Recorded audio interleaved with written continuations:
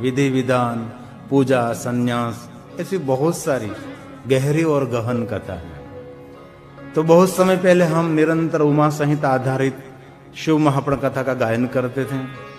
इनमें 5 अध्याय हमने छोड़ दिया था जिनमें देवियों की कथा है। तो हम प्रथम नवरात्र से निरंतर ये देवियों के बारे में जो शिव महापुराण में कहा है वो कहने का प्रयास करते हैं। शैलपुत्री को प्रणाम किया, ब्रह्मचारिणी को प्रणाम किया, चंद्रघंटा को प्रणाम किया, कुष्मांडा को आज हम प्रणाम करते हैं। ये नव दुर्गा की अद्भुत महिमा है।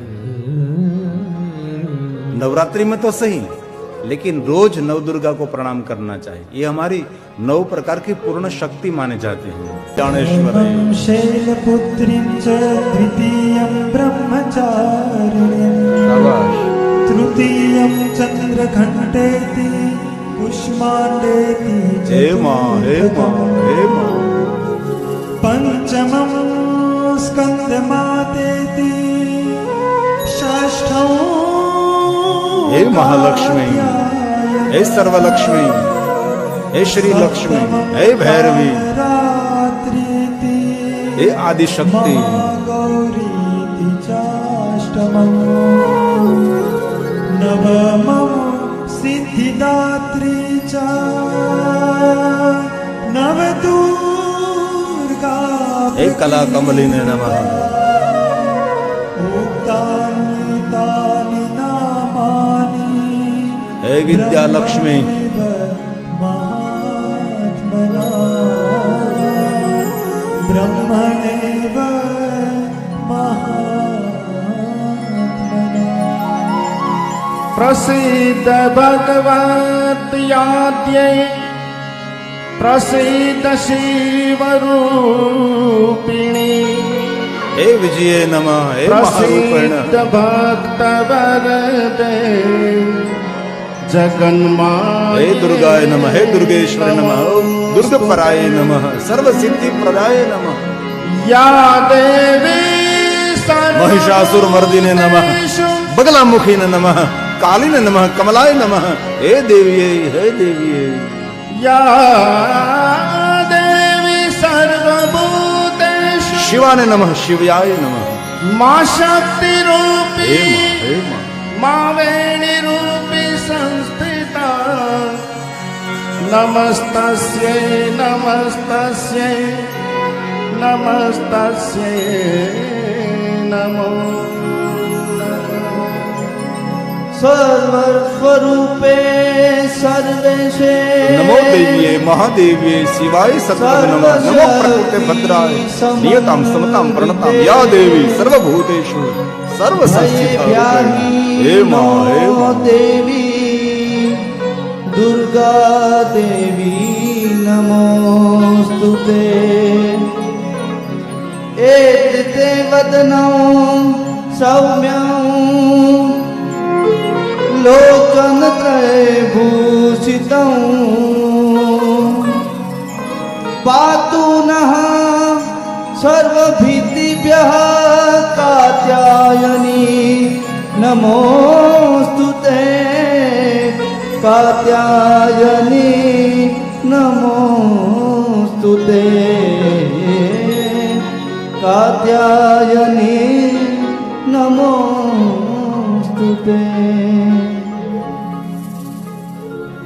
तो शिव महापुराण अंतर्गत जो मां भवानी के लिए गाया है वो कहने का हम प्रयास करते हैं। सुरथ नाम का राजा मोह से पीड़ित है, समाधि नाम का वैश्य भी मोह से पीड़ित है। एक का राज्य छूट गया, एक का परिवार भी छूट गया है। दोनों का धन संपत्ति वैभव से दोनों वंचित हो गए। राजा राज्य की चिंता कर रहा है, मोह में पड़ा है। इस समाधि नाम का वैश्य, उनके परिवार ने उसको निकाल दिया अपमानित करके, तो भी उनके परिवार की वो चिंता कर रहा है। दोनों माया से पीड़ित हैं। और मेघा ऋषि के आश्रम में आश्रम का वर्णन किया कि वहां कोई जीव जंतु एक दूसरे को मारते नहीं थे। वेद ध्वनि निरंतर गूंजती रहती थी। परम शांति का एहसास कराने वाला यह आश्रम, कोई किसी की हिंसा नहीं करता था। इतना दिव्य शांति से भरा हुआ आश्रम, लेकिन ये शांति का प्रतीक, शांति से भरा हुआ आश्रम, लेकिन ये राजा और ये वैश्य दोनों अशांत बैठे हैं। क्योंकि शांति बाहर से कहीं नहीं मिलेगी, शांति तो एक भीतर की मानसिक अवस्था मानी जाती है। हम बोलते हैं लोग शांति शांति शांति, लेकिन कहां शांति? कभी कभी शांति शांति बोलने से भी शांति मिलने लगती है, और किसी को भी कहते भाई शांति रखने, कोई भी प्रार्थना के अंत में ही शांति शांति। जीवन की बहुत महत्व का शब्द है शांति, और शांति भगवान शिव के चरणों में रहती है। तो दोनों मोह से पीड़ित हैं। मेघा ऋषि को कहने लगे कि हम क्यों पीड़ित हैं? तब मेघा ऋषि ने कहा, आदि शक्ति, जो दिव्य शक्ति, जो महाशक्ति है, जो मोह माया से जीवात्मा को मोहित करती है, हर जीव को मोह में डालकर उनको पीड़ा देती रहती है। इसी मोह से छूटने का नाम ही मोक्ष माना जाता है। और पहले भी शिव महापुराण में आया था कि कोई भी जीव को जिन प्रकार का शरीर मिलता है, शरीर के साथ उनका पहला मोह होता है। कोई भी जीव अपना शरीर छोड़ना नहीं चाहता, चाहे सिंह हो, हाथी हो, पक्षी हो, पशु हो, जीव जंतु हो, कीड़ी मकोड़ा छिटी, कुछ भी हो, जो शरीर मिला वो शरीर छोड़ना नहीं चाहते। इन शरीर के साथ उनका मोह रहता है। हम सबको जानते हैं कि इतना जीव जंतु का अवतार मिला है, उसका शरीर छूटे तो, लेकिन वो स्वयं ये शरीर छोड़ना नहीं चाहता। जैसे हम हैं, हम ये शरीर छोड़ना नहीं चाहते। हम सबको पता है कि शरीर छोड़ने के बाद सुंदर शरीर मिलेगा और सुंदर एक अवतार मिलेगा। जो कोई सत्कर्म और श्रेष्ठ कार्य नहीं किए होंगे तो भी अन्य स्थानों पर जाना भी पड़ता है। ये भी एक हमारे पुराणों की परंपरा मानी जाती है। तो मेघा ऋषि ने कहा, मोह के वंश जो होते हैं वो लोग हमेशा पीड़ित और अशांत रहते हैं। तब मेघा ऋषि ने कथा का प्रारंभ किया। प्रथम मनवंतर में जब भगवान विष्णु जी सर्प के शय्या करके शांताकारम भुजगशयनम पद्मनाभम सुरेशम, विष्णु भगवान विष धरासन, विष्णु विष धरासन, विष मतलब सर्प, सर्प के शय्या करके विष्णु शयन कर रहे थे। इसी समय एक घटना हुई। विष्णु भगवान के कान में से मैल प्रकट हुआ। शुंभ निशुंभ इनमें से भयंकर असुर प्रकट हुए। असुर इतने बलवान उपद्रवी होने लगे और ब्रह्मा जी के पीछे पड़े और ब्रह्मा जी को मारने के लिए उत्सुक हो गए। ब्रह्मा जी अति भय से पीड़ित होकर क्षीर सागर भगवान विष्णु के पास पहुंचे और स्वयं ब्रह्मा जी, विष्णु भगवान तो शयन कर रहे थे, योग निंद्रा में थे। इसी समय ब्रह्मा जी ने आदि शक्ति भवानी जो निराकारणी निर्विकारिणी है उनकी स्तुति का गायन किया है। कल हमने आदि स्तुति का गायन किया था और ये ब्रह्मा जी के मुख से प्रकट हुई शिव महापुराण अंतर्गत ये आद्य शक्ति भवानी की सुंदर स्तुति है। जो श्लोक स्तुति बाकी रहे वो श्लोक आज गायन करेंगे, क्योंकि कथा श्लोकात्मक रहती है और ये शब्द ब्रह्मा जी का प्रसाद माना जाता है। इसलिए ब्रह्मा जी आद्य शक्ति भवानी की स्तुति का गायन करते हैं। जो ब्रह्मा विष्णु महेश की जननी, जो त्रिलोक जननी, ये माँ अम्बा महेश्वरी हैं, ये जगदीश्वरी हैं, जगत का सर्जन करने वाली, जगत का पालन और जगत का संहार और जगत की रक्षा करने वाली जो आदि शक्ति है। एक बात जीवन में बहुत याद रखनी चाहिए, आपने विश्व के सभी देवी देवताओं की उपासना की, लेकिन जो आदि देवी महादेवी की उपासना नहीं है तो सभी देवी देवताओं की उपासना भी व्यर्थ रहती है। इसलिए हमारी परंपरा आद्य शक्ति परंपरा है, हमारी परंपरा आदि शिव परंपरा है। शिव कौन है तो का आदि है, शक्ति कौन है तो का आदि है। इसलिए हम आरती में भी गाते हैं ना, वो आद्य शक्ति जो आदि अनादि से निरंतर एक शक्ति है, उनकी हम उपासना करते हैं। और हमारी सनातनी परंपरा शिव और शक्ति की उपासना से भरी हुई परंपरा है। हम अकेले देव को नहीं मानते, अकेले देवी को भी नहीं। जरूर हमारी वैष्णव परंपरा है, शैव परंपरा है, शक्ति परंपरा है, लेकिन शिव परंपरा, वैश्व परंपरा, वैष्णव परंपरा, इनमें शक्ति परंपरा सब एक दूसरे से एक दूसरे कनेक्ट रहते हैं। जो देवी की उपासना करते हो देव को मानते हैं, जो देव की उपासना करते हो देवी को स्वीकार नहीं पड़ेगा। अकेले शिवलिंग की कभी पूजा नहीं होती। शिवलिंग के साथ मां जगदम्बा जोड़ती है, जिनको हम पीठ कहते हैं, तब ये पूजनीय रहता है। अकेले शिवलिंग रखकर आप पूजा करने के लिए योग्य नहीं माना जाता। लिंग और लिंगी दोनों की पूजा होती है। ये निराकारी उपासना है। देखना, आप एक बात कहूं, निराकार स्वरूप में भगवान महादेव के लिंग स्वरूप की हम पूजा करते हैं, तो आदि शक्ति की पूजा भी पिंडी स्वरूप में ही होती है। जो आदि शक्ति स्थान है वहां पिंडी है, वहां कोई मूर्ति नहीं है, वह निराकार एक पिंडी पड़े। कभी वैष्णो देवी जाओ, कभी अन्य देवी का जो स्थान है वहां मूर्ति तो बाद में ये मनुष्य ने बनाकर रख दी है। ये मन की कल्पना है ये मूर्ति, लेकिन कहीं शक्तिपीठों में पहले मूर्ति नहीं थी, सिर्फ एक पिंड थी। पिंडी कहते हैं, मां की पिंडी। 51 शक्तिपीठ वहां पिंडी रहती। पिंडी मतलब निराकार एक स्वरूप रहता है।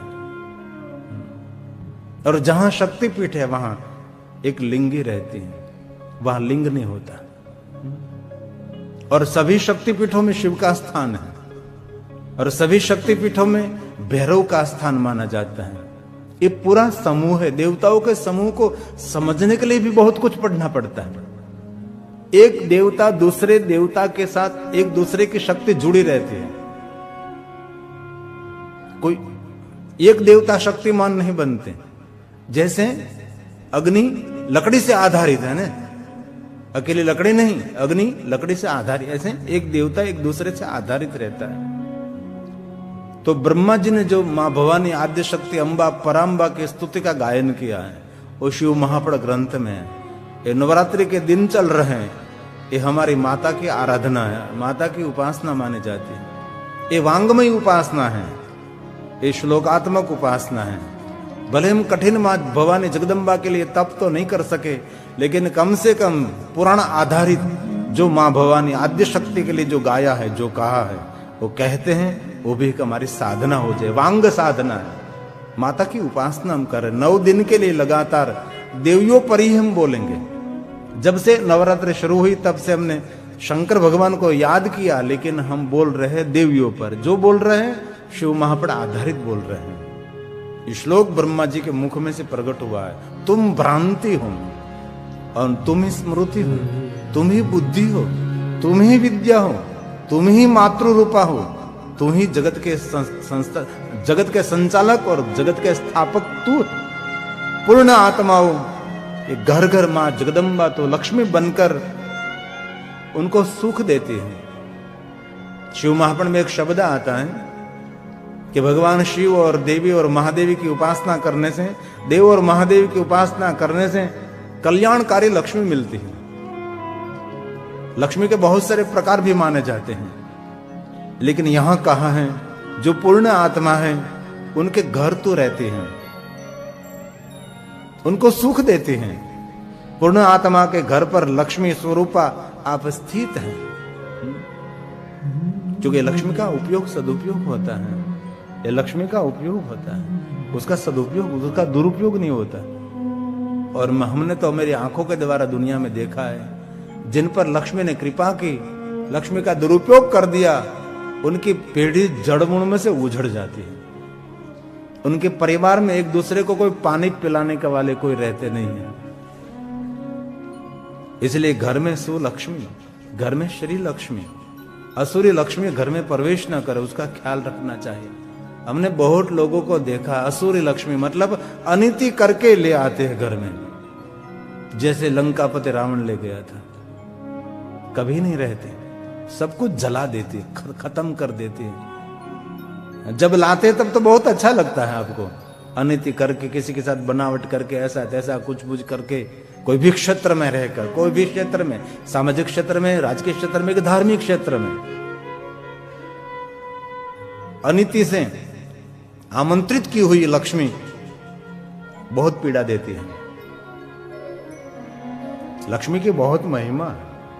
ओम हिरण्यवर्णां हरिणीं सुवर्णरजतसदनं चंद्रां हिरण्मयी लक्ष्मी जात वेदो सर्वलक्ष्मी, हे श्रेष्ठ लक्ष्मी, हे श्री लक्ष्मी, हे भाग्य लक्ष्मी, जात वेदो लक्ष्मी मन हे पगामिनी महाभाग्य लक्ष्मी यस्यां हिरण्यं विन्देयं गामस्वं पुरुषाणाम् अश्वपूर्वारथमद्य हस्तिनात् प्रबोधिनी श्रियं देवीमुपहवे श्रीमां देवी जोषिता कासोस्मितां हिरण्यप्राकारम् आद्रं ज्वलन्तीं तृप्तार्तर्पयन्तीं पद्मे स्थितां पद्मवर्णां तामिहोपवये हे विष्णु वल्लभाय नमः चन्द्रां प्रभासां यशसा ज्वलन्तीं श्रियं लोके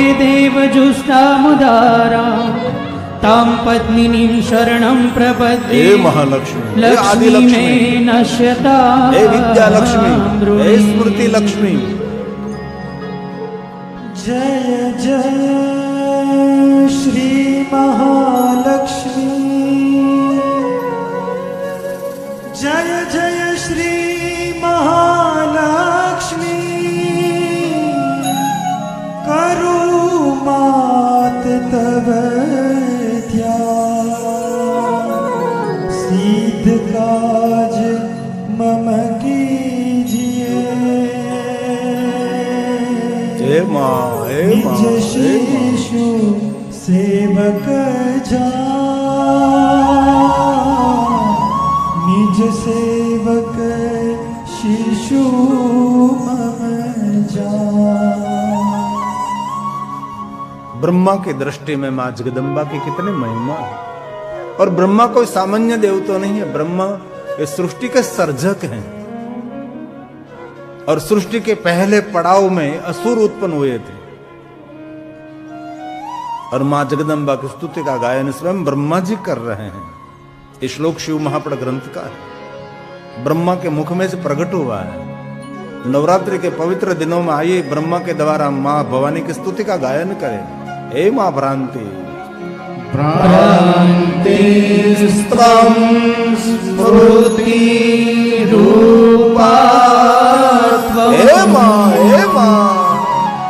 मातृरूपेण संस्थिता त्वं लक्ष्मीर्भवने पुंसा पुण्याचार प्रवर्तिना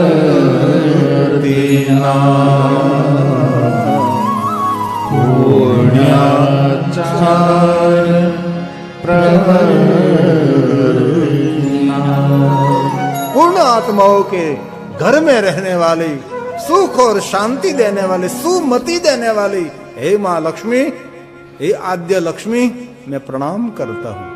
हे भ्रांति देवी, हे स्मृति देवी, हे मातृ रूपा, हे जगत रूपा, हे सर्वरूपा, सर्वशक्ति रूपा मांबा भवानी जगदम्बा, मैं प्रणाम करता हूं। स्वयं ब्रह्मा जी जो आद्य शक्ति भवानी की स्तुति का गायन करते हैं, तो हम क्यों नहीं करते? भले आप नित्य मां जगदम्बा की उपासना न कर सको, लेकिन ये आसो नवरात्रि हमारे गुजरातियों के लिए तो श्रेष्ठ माने जाती है। लेकिन सबके लिए नवरात्रा, जो चैत्र मास के नवरात्रि, तो बड़ी उपासना की महिमा है। और हर मास में 9-9 दिन की महिमा रहती है। हर मास में 9-9 दिन अलग अलग उपासना करनी चाहिए, उसकी भी परंपरा है। शक्ति के बिना शिव भी अधूरा रहता है, इसलिए शंकर जी को अर्धनारीश्वर कहा जाता है। आद्य शक्ति है तो शिव के बिना आद्य शक्ति भी अधूरी है, क्योंकि आद्य शक्ति का भी रूप आधा अंग शिव का है और शिव का भी आधा अंग शक्ति का है। जैसे शंकर भगवान के पास त्रिनेत्र हैं, तो मां महेश्वरी के पास भी त्रिनेत्र हैं। जो शिव जी में गुण है वही गुण आदि शिवा में भी है। इसलिए हमारी परंपरा शिव और शिवा की परंपरा है। दोनों के एक कार्य, एक स्वरूप साथ में ही रहते हैं। शंकर जी त्रिशूल रखते हैं तो मेरी भवानी भी त्रिशूल ही रखती है। महादेव जैसा ही रूप महादेवी का है। काल तो महाकाल है, सनातन तो सनातनी, शंकर तो शंकरी। भगवान महादेव के साथ रहने वाले निरंतर अर्धांगिनी ये वांगेश्वरी हे मां सरस्वती, हे मां लक्ष्मी, हे भवानी। और आगे ब्रह्मा जी ने सुंदर कहा, तुम जाति वृत्ति एवं व्याप्ति रूपा है परमात्मा, चित्त रूपा, सभी शक्ति है, चित्त रूपा, विद्या रूपा, मति रूपा, बुद्धि रूपा, क्या नहीं है? सभी जो शक्ति है ये आदि शक्ति का अंश माना जाता है, सारे जगत में व्याप्त होकर तो स्थित है, पूरे विश्व में फैली हुई, व्यापी हुई ये आद्य शक्ति है, भवानी अम्बा, पराम्बा, जगदम्बा। ब्रह्मा जी आद्य शक्ति की स्तुति का गायन करते हैं। जो कुछ है तू है, जो शिव के बारे में कहा जो कुछ है शिव तू है, शिव आप ही हैं, वैसे आद्य शक्ति भवानी के लिए भी यही कहा है। जैसे कम साधना कम उपासना में शिव प्रसन्न हो जाते, वैसे ही कम साधना कम उपासना में देवी भी प्रसन्न हो जाती है। शिव प्रसन्न होने के बाद कुछ भी कम नहीं रहता और देवी प्रसन्न होने के बाद भी कुछ कम नहीं रहता, क्योंकि दोनों स्वभाव एक समान है। जो शिव का स्वभाव वही शिवा का स्वभाव है, जो महेश का स्वभाव वही महेश्वरी का स्वभाव है। इसलिए हमारी परंपरा दोनों की परंपरा है, शिव शक्ति की सनातन और सनातनी परंपरा। इसलिए स्वयं ब्रह्मा जी कहते त्वां जाति स्वं माता भ्रूति व्याप्ति रूपा त्वमेव हि त्वमेव चित्त रूपेण चित्त शक्ति, मन शक्ति, बुद्धि शक्ति, याद शक्ति व्याप्य क्रोधं प्रतिष्ठिता। हे मां व्याप्य क्रोधं प्रतिष्ठिता। ब्रह्मा जी स्वयं कहते हैं, हे अंबिके, हे आदिशक्ति, हे अनादि शक्ति, हे महेश्वरी, हे सर्वेश्वरी, हे जगदीश्वरी, मैं आपको बार बार प्रणाम करता हूं। हे अंबिके, जगत के कारणभूत हे आदि शक्ति आप हैं। तुम इन अजय दैत्यों को मोहित करो और अज विभु श्री नारायण को योग निंद्रा से आप उठाओ। क्योंकि भगवान विष्णु जी सर्प के शया पर सागर में सो रहे थे, योग निंद्रा में थे, तो विष्णु को कौन जागृत करे? इसलिए ब्रह्मा जी स्वयं विष्णु को जागृत कराने के लिए जो भगवान विष्णु की जो माया शक्ति है उनको उठाने का प्रयास करते हैं। योग निंद्रा से भगवान विष्णु को जगाओ, उठाओ। हे अज शक्ति, हे विभू शक्ति, हे आदि शक्ति, आप मेरा मंगल करो जो अजय है, दैत्य का आप अंत करो, मोह से मोहित करो आप उनको। ये ब्रह्मा जी आद्य शक्ति को कह रहे, क्योंकि इतने बलवान थे। कितने बलवान? करोड़ों सूर्य समान प्रकाश था इसमें, पहाड़ जैसे थे। जो पहले हमने श्लोकों में असुरों का जो वर्णन सुना, इतना भयानक विकराल, यानी बड़े बड़े दांत, समझो पूरी सृष्टि का भक्षण करने के लिए आए, ऐसे असुर थे वो। और भगवान विष्णु के कर्ण के मैल में से वो प्रकट हुआ था दोनों। इसलिए जो विष्णु में शक्ति थी, सामर्थ्य था, वही सामर्थ्य शक्ति ये दोनों असुरों में थी, लेकिन प्रकट मैल में से हुए थे। इसे मलिनता थी इनमें। और स्वयं कहते हैं, ब्रह्मा बोलते हैं, ये माता की स्तुति है। त्वमेव तो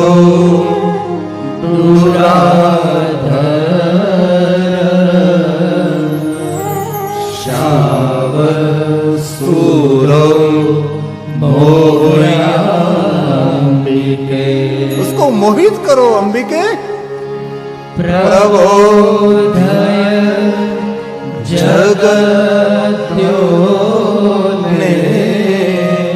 हे नारायण, नारायण मजं विदो। नारायण मजं विदो। ब्रह्मा जी आद्य शक्ति भवानी को, विष्णु को उठाने के लिए मां जगदम्बा के स्तुति का गायन कर रहे हैं। अब मेघा ऋषि बोल रहे हैं, ब्रह्मदेव के द्वारा इस प्रकार प्रार्थना करने के पर महाविद्या जगद्धात्री सर्वविद्या देनी और सभी देवताओं की जननी महामाया मधु कैटभ के नाश के लिए प्रवृत्त हुई। इतने भयंकर असुर हैं, असुर का संहार के लिए। जब जब असुरों का अतिक्रमण हुआ तब असुरों के संहार के लिए मां जगदम्बा कोई न कोई रूप लेकर जगत मंगल के लिए मां पधारे हैं। और ये कथा स्वयं मेघा ऋषि ये राजा और वैश्य दोनों को ये कथा सुना रहे हैं। श्लोक शिव महापड़ ग्रंथ का है और कथा ये दोनों मोह से वंश हुई, इसलिए ये भी दोनों जो राक्षस हैं वो भी मोह से मोहित हुए हैं और अलग अलग देवियों अलग अलग रूप में प्रकट हुई हैं। कोई ब्रह्मा की शक्ति से प्रकट हुई शक्ति, कोई विष्णु की माया से प्रकट हुई शक्ति, कोई शिव से प्रकट हुई शक्ति। तीनों की शक्ति प्रबल मानी जाती है और देवी पुराण में तो बहुत विस्तृत है। देवी पुराण में ऐसा कहा है कि जब शिव के सामने शक्ति प्रकट हुई तब भगवान शिव के दृष्टि मात्र से शक्ति को जला दिया था, खाक हो गई थी। और बाद में शिव ने इस खाक मतलब राख में से 3 पिंडी बनाई। एक पिंडी ब्रह्मा को दी, एक पिंडी विष्णु को, एक स्वयं रुद्र को दी गई, रुद्राणी जिनको कहते हैं। बाकी थोड़ी सी जो भस्म बची, 3 पिंडी बना लेने में थोड़ी सी भस्म बची, वो भस्म ईश्वर ने अपने हाथ में लेकर फूंक लगाकर पूरे विश्व में बांट दिया। इनमें से नारी शक्ति प्रकट हुई है। जो नारी तो नारणी कहते हैं ना, उसके कारण तो इसको नारणी कही जाती है। जो भस्म बची थी ये सब बिखेर दी। पहले कोई नारी का सर्जन नहीं हुआ था ना, सिर्फ पुरुष प्रधान था। बाद में इस भस्म में से असंख्य नारी प्रकट हुई, इसलिए नारी शक्ति ईश्वरी विभूति मानी जाती है, ईश्वरी शक्ति मानी जाती है। इसलिए हमारी सनातनी परंपरा में नारी का हम आदर करते हैं और कभी भी कोई भी रूप में नारी हो कभी अनादर नहीं, क्योंकि ईश्वर की शक्ति है वो। पछ घर में माता रूप में हो, बहन रूप में हो, पत्नी रूप में, कोई भी रूप में नारी शक्ति, उनका जितना आदर करो इतना ईश्वर आप पर प्रसन्न रहता है, क्योंकि उनकी भेजी हुई ये शक्ति है। कहते ना साहित्यकार, ईश्वर घर घर घर घर नहीं पहुंच सकता, इसलिए ईश्वर ने नारी का सर्जन नहीं किया, ईश्वर ने मां का सर्जन किया।